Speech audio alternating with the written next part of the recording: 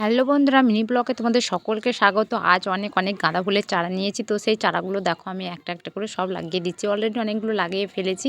তো এবারে আমি ভাবলাম তোমাদের সঙ্গে শেয়ার করি, তো সেই কারণে তো দেখো আমি গাছগুলো ফুল গাছগুলো লাগাচ্ছি। আর একেবারেই কি বলবো, বাড়িতে সেভাবে জায়গা নেই যে ফুল গাছ লাগাবো, তবে আমার খুব খুব খুব শখ ফুল গাছ লাগানো। তো সেই কারণেই ফুল গাছগুলো লাগানো। আর শীতের আমেজে আর বাড়িতে মানে গোপুসোনা আছে, ফুল পায় না, আর বাড়ির সৌন্দর্য করার জন্য আরও ফুল গাছ লাগানো। তো বাড়ির নিচে মাটিতে লাগাচ্ছি, জানি না ফুল গাছগুলো হবে কি। তো তোমরা অবশ্যই আশীর্বাদ করো যেন আমার এই গাঁদা ফুল গাছগুলো খুব খুব খুব ভালোভাবে হয়, আর এত সুন্দর জন্য ঝকমকে ফুল হয় যেন তোমাদেরকে আবার নেক্সট ভিডিওতে আমি দেখাতে পারি যে দেখো ফুল গাছগুলো হয়েছে। কারণ অনেকবার ফুল গাছ লাগাইছি, কিন্তু বারবার ব্যর্থ হয়ে ফুল সেইভাবে হয় না।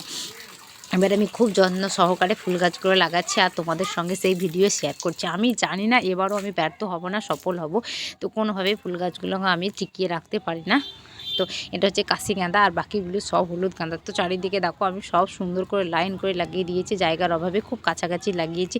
তো গাঁদা ফুলের শীতকালে গাঁদা ফুল মানেই একেবারে মন ভরে যায় দেখলে। তো আমার তো খুব ভালো লাগে, তোমাদের কার কার গাঁদা ফুল ভালো লাগে আমি জানি না, অবশ্যই কমেন্টে লিখবে। আর আমার এই ফুল গাছগুলো বাড়িতে লাগিয়েছি, তোমরা অবশ্যই আশীর্বাদ করো যাতে আমার ফুল গাছগুলো খুব ভালোভাবে কিন্তু হয়। তো এই ভিডিওটা এই পর্যন্ত, দেখা হবে পরের ভিডিওটিতে। সকলে ভালো থাকবেন, সুস্থ থাকবেন। টাটা বন্ধুরা।